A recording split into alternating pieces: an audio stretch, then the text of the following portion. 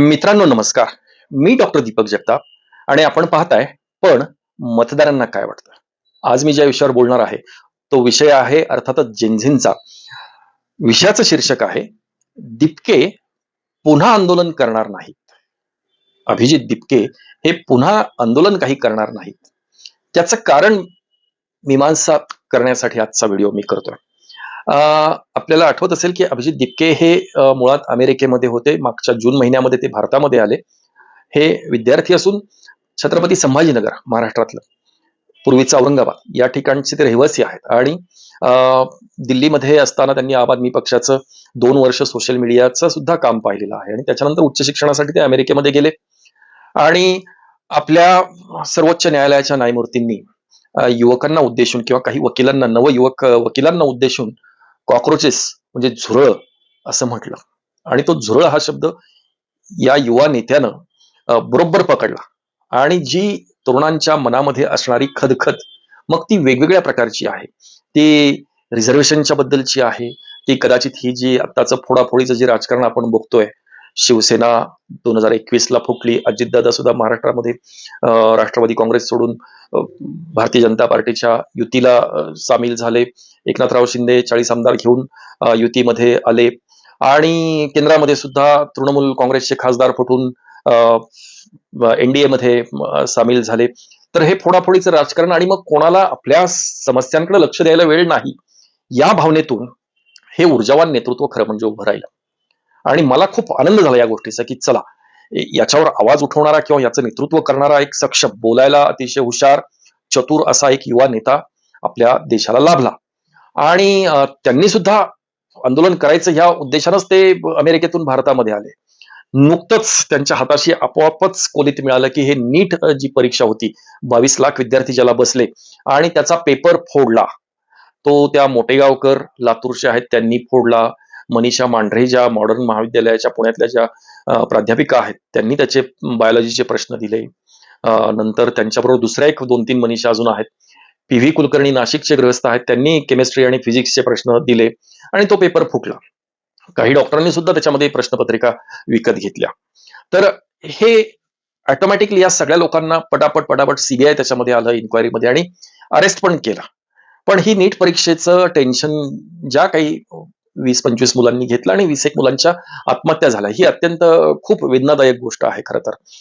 तर ह्या परीक्षा तुम्हाला कंडक्ट करता येत नाहीत का? किंवा गेल्या मोदी राज्य जेव्हापासून चालू आहे 2014 पासून, तेव्हापासून अनेक वेळा आता त्या शिक्षकांच्या ज्या निवडीच्या ज्या परीक्षा असतात, त्याचा पण पेपर फुटला. या नीटच्या पाठोपाठ परत एक पेपर फुटला.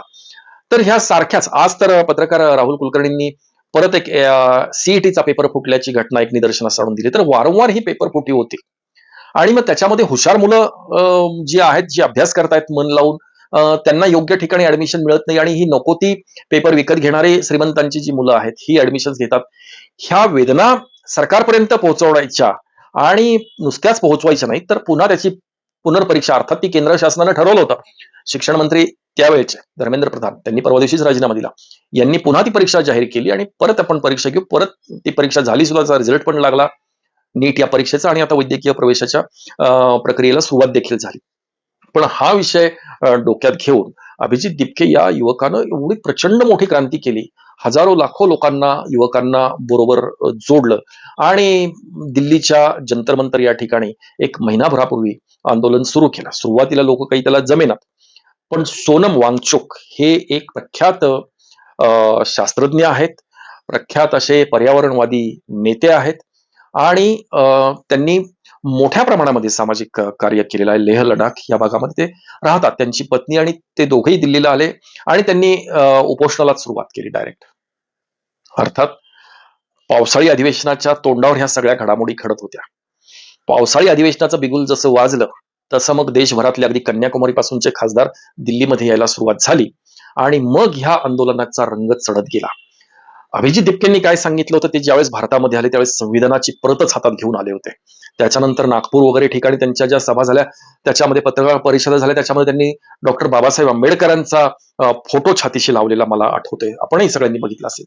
तर आम्ही संविधानानं आम्हाला दिलेला अधिकार आणि डॉक्टर बाबासाहेब आंबेडकरांनी आम्हाला जी शिकवण दिलेली आहे, त्याला अनुसरून आम्ही आंदोलन करणार, हे त्यांनी जाहीर पण केलं. आणि ते तसंच व्हायला पाहिजे होतं. आम्ही महात्मा गांधींच्या अहिंसेच्या मार्गानं आंदोलन करणार, की जे आंदोलन प्रचंड प्रचंड प्रचंड यशस्वी झालं असतं.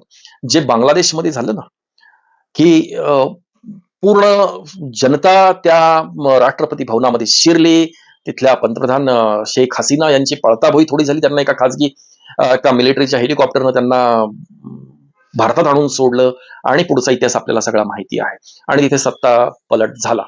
परंतु त्या आंदोलनामध्ये अक्षरशः लोकांनी घरात घुसून, श्रीलंकेचं सुद्धा आंदोलन असंच झालं.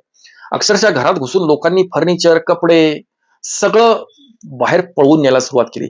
त्याच्यातला सगळ्या जगाला दिसणारा वाईट भाग कुठला होता, तर ती म्हणजे तिथल्या महिलांची अंतर्वस्त्र आणून ती हलवून हलवून दाखवली बांगलादेशी युवकांनी. तर ती घटना बांगलादेशमध्ये घडली. ही गोष्ट घडू नये आपल्या बाबतीमध्ये. डॉक्टर बाबासाहेब आंबेडकरांचा अपमान होता कामा नये, संविधानाचा अपमान होता कामा नये. हे सगळं अभिजित दिपकेंनी अगदी मनोमन ठरवलेलं होतं आणि त्याप्रमाणे त्यांनी वाटचाल सुद्धा सुरू केली. त्यांनी त्यांच्या, कारण ही पार्टी काय डिजिटल मीडियावर तयार झालेली आहे, हा कुठला पक्ष नाहीये. त्यामुळे सगळेच युवक कार्यकर्ते त्याच्यामध्ये, मग तुम्ही सचिव, तुम्ही उपाध्यक्ष, तुम्ही काय, त्यांची जी काही पदं असतील ती त्याप्रमाणे वाटली. जी आपण बघितलं की जे पी नड्डांबरोबर चर्चेला गेलेले मुलं, किंवा आणखीन त्यांना भेटायला जे मंत्री आले होते त्यांच्याशी चर्चा करणारी मुलं, सोनम वांगचुक यांच्याबरोबर चर्चा करत असताना उभी असलेली मुलं, तर ही सगळी तरुणच मुलं आहेत. तिथपर्यंत ते आंदोलन त्यांनी व्यवस्थितपणे हाताळलं. पण शेवटचे जे 3 दिवस आंदोलन, कारण भारतीय जनता पार्टी ही मुळात राजकीय पक्ष आहे. हा राजकीय पक्ष आहे. तो एखाद्या आंदोलनाचा अंत ते बघणारच होते. त्यांनी सगळ्या लिटमस टेस्ट करायच्या ठरवलं होतं, की हे आंदोलन किती तापतंय, त्याची प्रसिद्धी कुठपर्यंत जातीये, ते देशभरात किती पसरतंय, त्याला रिस्पॉन्स किती मिळतो, ह्या सगळ्या गोष्टींचं परीक्षण करायला प्रचंड मोठी टीम भारतीय जनता पार्टीची सुद्धा काम करत होती.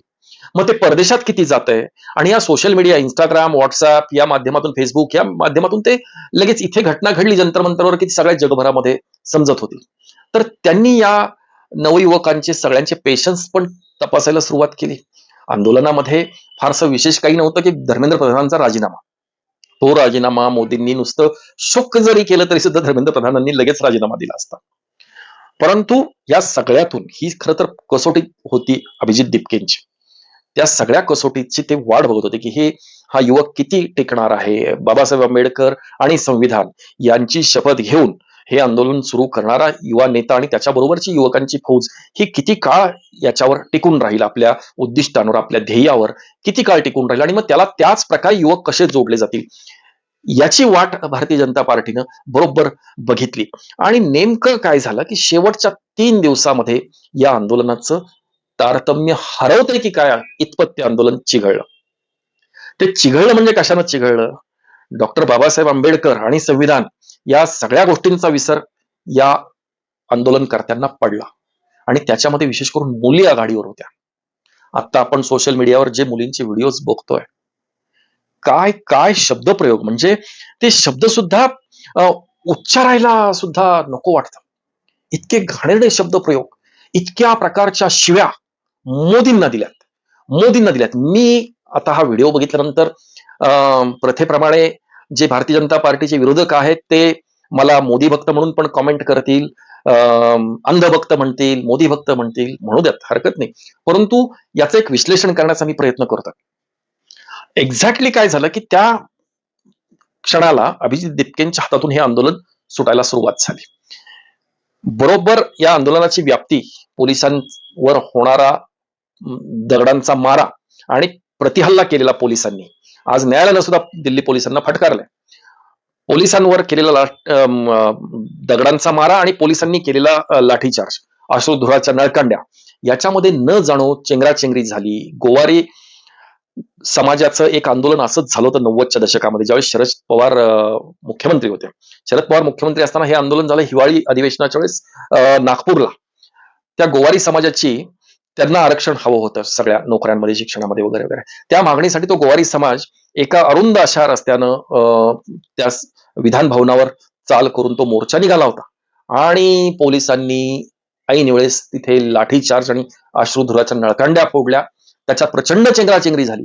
100 पेक्षा जास्त गोवारी, म्हणजे हाडामासाचा चिखल झाला नागपुरामध्ये अक्षरशः. 100 पेक्षा जास्त गोवारी समाजाचे कार्यकर्ते, नेते, महिला, पुरुष, मुलं चेंगरून खलास झाले. चेंगरून त्यांचा जीव गेला.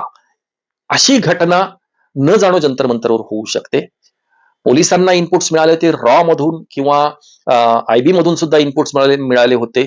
इंटेलिजन्स ब्युरो आणि रॉ रिसर्च अनालिसिस विंग ज्या परदेशातल्या सुद्धा बातम्या काढत असतात, म्हणजे परदेशातल्या घडामोडींवर लक्ष ठेवून असतात, त्यांच्या मार्फत जे इनपुट्स मिळत होते की पाकिस्तानी काही लोक, काही अकाउंट्स आपल्या इथे ऍक्टिव्हेट झालेली आहेत आणि त्यांच्या माध्यमातून आता सरसेनाध्यक्ष जे आहेत आपले, त्यांच्या आवाजातला हुबेहूब आवाजातला एक व्हिडिओ प्रसिद्ध केला की आम्हाला आता मोदींनी मिलिटरीला सांगितलेलं आहे की तुम्ही इथून पुढे हे सगळं सांभाळा आणि कोणी काही दिसलं तर शूट ऍट साईट वगैरे, अशा आशयाचे व्हिडिओज तयार करून बेधडकपणे परदेशातून लॉन्च झाले. तर त्याच्यामुळे स्फोटक वातावरण तयार होऊ नये, या मुलांची सुरक्षितता धोक्यामध्ये येईल. आंदोलन करतात ही गोष्ट ठीक आहे, पण आंदोलना व्यतिरिक्त त्याच्यामध्ये रेकॉर्डवरचे 2000 गुन्हेगार शिरले होते आतमध्ये, जे ऑलरेडी जेलमध्ये जाऊन आले होते आणि बेलवर बाहेर होते. असले गुन्हेगार सुद्धा त्या आंदोलनात जंतर मंतरवर शिरले. न जाणो पोलिसांना दगड मारताय तोपर्यंत ठीक आहे, परंतु न जाणो तिथं असलेल्या मुलींना, मुलांना कोणी भोकसलं, कोणीतरी पोलिसांनीच गोळीबार केला म्हणून एखाद्यानं गावठी कट्ट्यानं गोळीबार केला आणि 7-8 मुलांना उडवलं, तर ही एक भयावह परिस्थिती तयार होईल याचा अंदाज सरकारला आला आणि त्यामुळे धर्मेंद्र प्रधानांनी राजीनामा दिला.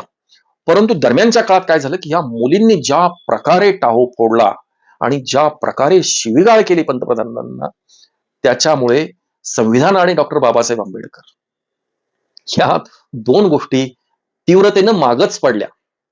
डॉक्टर बाबासाहेब आंबेडकरांनी आणि संविधानानं आम्हाला व्यक्ती स्वातंत्र्य दिलेलं आहे, आम्हाला विचार स्वातंत्र्य दिलेलं आहे, आम्हाला अभिव्यक्ती स्वातंत्र्य आहे. अभिव्यक्ती स्वातंत्र्य म्हणजे काय, व्यक्ती स्वातंत्र्य म्हणजे काय, भाषण करण्याचं स्वातंत्र्य म्हणजे काय, हे निदान वकिलांना तरी विचारा की ज्या प्रकारच्या आम्ही शिव्या देतोय मोदींना, त्याचं स्वातंत्र्य आहे का? संविधानानं त्याचं स्वातंत्र्य दिलंय का? बाबासाहेबांनी या शिवीगाळ करायला स्वातंत्र्य दिलेलं आहे का? तुम्हाला विचार स्वातंत्र्य आहे, व्यक्ती स्वातंत्र्य आहे, अभिव्यक्ती स्वातंत्र्य आहे, बोलण्याचा अधिकार आहे, पण त्या स्वातंत्र्यामध्ये या गोष्टी मोडतात का, हे निदान वकिलांना तरी विचारा. मित्रांनो आणि विशेषतः माझ्या तरुण मित्रांनो, लक्षात घ्या, भारत हा लोकशाही देश आहे, आजही लोकशाही देश आहे, स्वातंत्र्य मिळाल्यापासून तो लोकशाही देश आहे. लक्षात घ्या, 90च्या दशकामध्ये चीनमध्ये तुमच्यासारख्याच तरुण विद्यार्थ्यांनी आंदोलन केलं होतं, ज्यावेळेस आम्ही विद्यार्थी दशेमध्ये होतो. त्या विद्यार्थ्यांवर अक्षरशः 400 पेक्षा जास्त जो थेन यान मॅन चौक आहे का, लाल चौक म्हणतात वाटतं त्या चीनमध्ये, बीजिंगमध्ये, त्या ठिकाणी तिथे कम्युनिस्ट राजवट आहे. तिथे अक्षरशः रणगाडे आणून, रणगाड्याला तो चेनचा बेल्ट असतो, त्या रणगाड्याखाली 400 पेक्षा जास्त मुलं चिरडून मारलेली आहेत. याला म्हणतात हुकुमशाही. तुम्ही जे बोलताय ना, सहजासहजी मुलींनी चालता चालता मोदींना ज्या शिव्या दिल्यात ना, हे तुम्ही चायनामध्ये करून दाखवा किंवा किम जोंग, दक्षिण कोरियाचा राजा, तिथे करून दाखवा. तिथल्या राष्ट्राध्यक्षाच्या विरोधात एक शब्द, शिवी तर लांबची गोष्ट, त्याच्या विरोधात एक वाक्य उच्चारून दाखवा, काय अवस्था होते. मग कळेल तुम्हाला लोकशाहीची किंमत काय आहे, मग लोकशाहीची किंमत कळेल. आज आपण उठतो, मोदींना शिव्या देतो, राष्ट्रपती द्रौपदी मुर्मूंवर सुद्धा कमेंट करायला आपण कमी करत नाही, सर्वोच्च न्यायालयाच्या न्यायमूर्तींच्या नावानं शिव्या देतो. अभिव्यक्ती स्वातंत्र्य आहे, पण आंबेडकरांनी हे अभिव्यक्ती स्वातंत्र्य खरोखरच दिलेलं आहे का, त्याची संविधानामध्ये नोंद आहे का, हे तरी जरा शांत डोक्यानं विचार करण्याच्या गोष्टी आहेत. त्याचं कारण तुम्हाला साधं उदाहरण देतो. आंबेडकरांनी किंवा जो लॉ तयार केला गेला त्याच्यामध्ये, त्या कायद्यामध्ये 3 इंचापर्यंतचं पातं बाळगण्याची परवानगी आहे. ही कायदेसंमत गोष्ट सांगतोय. 3 इंचापर्यंत पातं ज्यानं कापता येईल असं शस्त्र तुम्हाला ठेवण्याची परवानगी आहे घरामध्ये, पण तलवार नाही, तलवार नाही. त्यामुळे तुम्ही आठवून बघा, अलीकडच्या काळामध्ये पोलिसांनी भर चौकामध्ये तलवारीनं केक कापणारे जे युवक होते ना, वाढदिवस साजरा करणारे, यांच्या मिरवणुका काढल्या, धिंड काढलेल्या आहेत फटके मारत, ते बाळगायला परवानगी नाहीये. पण प्रत्येकाच्या घरामध्ये जवळपास 6-6 इंचाची सुरी असते. मग ह्याला शस्त्र म्हणायचं का? मग ह्याला विळी असते. आम्ही शेतकरी आहोत, मी शेतामध्ये पण काम करतो, आमच्याकडे विळा असतो, ऊस कामगार असतात, ऊसतोड कामगार असतात, त्यांच्या हातामध्ये सत्तूर असतो. आमच्याकडे झाडं वगैरे, काही झाडं झुडपं कापायला सत्तूर, विळा, खुरपे, ही शस्त्र आमच्याकडे शेतामध्ये आहेत. पण ह्याच्यावर काही ऑब्जेक्शन आहे का? तर आपण आरोप ठेवत नाही म्हणून न्यायालय त्याची दखल घेत नाही. एखाद्याला वाटलं की डॉक्टर दीपक जगताप यांच्याकडे शस्त्र आहे आणि म्हणून आमच्या घरातली सुरी जप्त करायला पोलीस आले, तर हा गुन्हा होतो.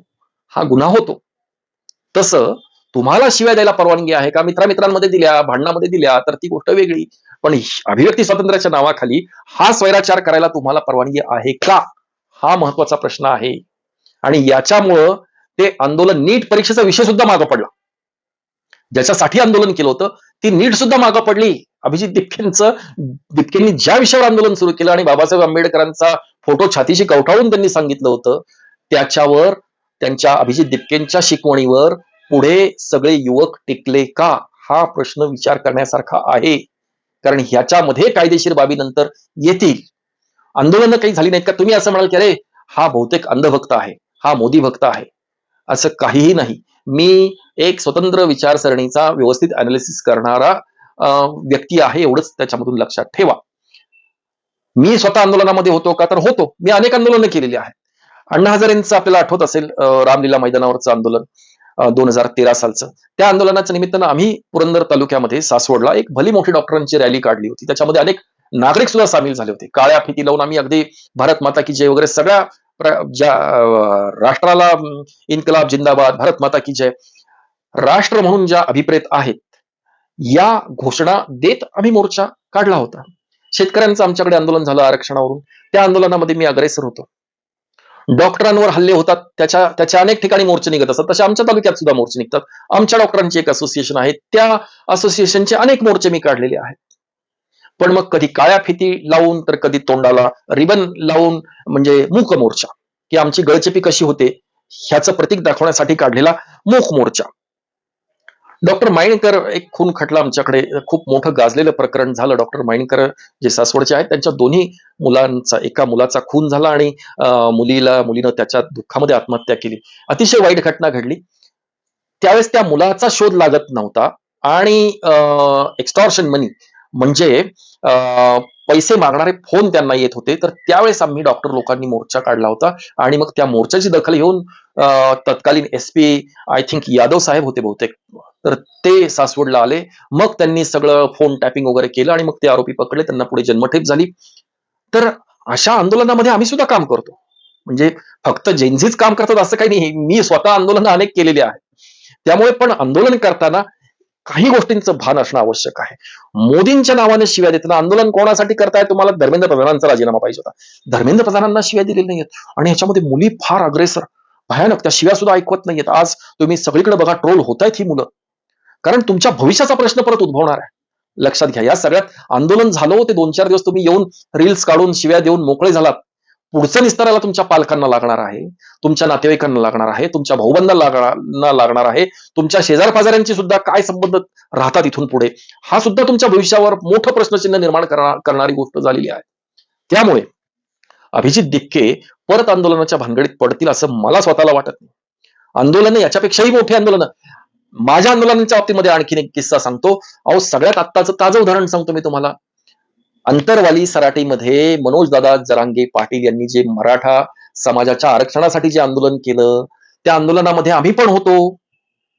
पुण्यामध्ये जे छत्रपती संभाजी महाराजांचा जो पुतळा आहे डेक्कनला, तिथपासून ते कलेक्टर ऑफिस सपत्नीक होतो आम्ही. सगळ्या घोषणा वगैरे देत आम्ही पण गेलो होतो काउन्सिल हॉलवर. पण ज्यावेळेस आम्ही कलेक्टर ऑफिसला होतो, त्यावेळेस त्याचं एक टोक होतं छत्रपती संभाजी महाराज कोल्हापूर, हे लीड करत होते. तेच मुळात राहिले डेक्कनला छत्रपती संभाजी महाराजांच्या पुतळ्याजवळ. अख्खा लक्ष्मी रोड पासून संपूर्ण कॅम्प परिसर पूर्णपणे आपण त्याचे फोटो काढून बघा ना. 15-20 लाख लोक शांततेमध्ये. कुठे आपल्याला मराठा स्त्रियांनी किंवा मुलींनी प्रक्षोभक किंवा घाणेरडी काही मोदींच्या विरोधामध्ये किंवा देवेंद्र फडणवीस त्यावेळेस मुख्यमंत्री होते, त्यांच्या नावाने शिव्या दिल्याचं तुम्हाला कुठं एखादी तरी व्हिडिओ आहे का तुमच्याकडे दाखवायला? एक तरी व्हिडिओ दाखवा ना. त्याच्यानंतर मनोजदादा जरांगेंच्या नेतृत्वाखाली अनेक ठिकाणी आंदोलनं झाली. कुठे असं झालं? कुठे असं झालं? मी स्वतः मराठा आहे. अहो, बीडला रेकॉर्ड ब्रेक 25 लाख लोकांनी बीडला आंदोलन केलं. एक मराठा लाख मराठा. एकानेही शिवीगाळ केल्याचं उदाहरण नाहीये. कुठेही पोलिसांनी नवर दगडफेक नाही झालेली किंवा पोलिसांनी कोणाला मारलेलं नाही. पोलीस बंदोबस्त भरपूर होता, कारण ते आंदोलन आहे आणि ते सरकारच्या विरोधात आहे. ऑब्व्हियसली ते सरकारच्या विरोधात आहे. मनोजदादा जरांगेंनी सुद्धा उपोषण केली. मनोजदादा जरांगे थोडे उद्विग्न झाले की ते बोलतात सरकार विरुद्ध किंवा अगदी अरेतुरेमध्ये, पण तो ग्रामीण बाज असतो. त्याच्यामध्ये काही कुठल्या मंत्र्यांना सुद्धा महाराष्ट्राच्या किंवा कोणाला असं त्याचं काही फारसं ते वाईट वाटत नाही. पण ज्या भाषेतले शब्दप्रयोग हे मनोजदादा जरांगेंनी सुद्धा कधी असे केलेले नाही. तो अख्ख्या महाराष्ट्राच्या गळ्यातला ताईत म्हणावं लागेल मनोजदादा जरांगेंना, पण त्यांनी सुद्धा अशी चूक केलेली नाही. ती चूक अभिजित दिपके, संविधान आणि डॉक्टर बाबासाहेब आंबेडकर यांच्या मागे राहून ज्या मुलींनी हे शब्दप्रयोग केलेत ना, ते अत्यंत आक्षेपार्ह आहेत आणि ते भविष्यात तुम्हालाच त्रासदायक ठरतील. तुम्हालाच त्रासदायक ठरतील. एवढं गळा फाडून बोलण्याचं माझं जे कारण जे आहे ते तुम्हालाच आयुष्यभर त्रासदायक ठरतील. कारण हे डिजिटल प्रिंट्स आहेत, हे मरत नाहीत. हे इंस्टाग्रामवर गेले, अनेकांच्या हाती लागले, अनेकांनी ते सेव्ह पण करून ठेवले असतील. वेळ प्रसंगी ते बाहेर येतील तुमच्या तुमच्या पर्सनल लाईफमध्ये सुद्धा. त्यामुळे ह्या आंदोलनामध्ये ज्या प्रकारे एक मराठा लाख मराठा मनोज जरांगे पाटलांच्या आंदोलनाची जी शिस्त होती ना, अगदी तुम्ही बघा आंदोलन अंतरवाली सराटी ते मुंबई, एवढी मोठी रॅली काढली होती. मुंबईमध्ये 25 लाख मराठा जमा झाले होते. नवी मुंबईपाशी तो मोर्चा अडवला आणि तिथे मुख्यमंत्र्यांनी एकनाथराव शिंदे आय थिंक आले होते त्यावेळेस, त्यांनी जाहीर केलं आणि तिथे आंदोलन माघारी घेतलं. त्या आंदोलनाच्या वेळेस सुद्धा मनोजदादा जरांगेंनी आवाहन केलं होतं आम्हाला की भाकरी आणि चटणी अशी घडी करून आम्हाला पाठवून द्या. 10-20 भाकरी आम्ही पाठवल्या, चटणी, शेंगदाण्याची चटणी आणि हे करून. तिथं पिझ्झा बर्गर कोणी घेऊन आलं नव्हतं. मुंबईमध्ये पिझ्झा आणि बर्गर आणि सामोसे घेऊन कोणीही आलेलं नव्हतं, जे आता बघायला मिळत आहे. त्यामुळं अभिजित दिपके परत आंदोलन करतील असं वाटत नाही, कारण याच्यामध्ये आंबेडकरांचाही प्रचंड, आता हे शब्द आणि आंबेडकर आणि संविधान याच्यामध्ये ह्या मुलींना सगळ्यांना ठेवून बघा, म्हणजे मग काय केलं, लोकशाहीच्या नावानं आपण काय केलं याचं मूल्यमापन आपल्याला करता येईल. एवढंच बोलतो आणि थांबतो. धन्यवाद.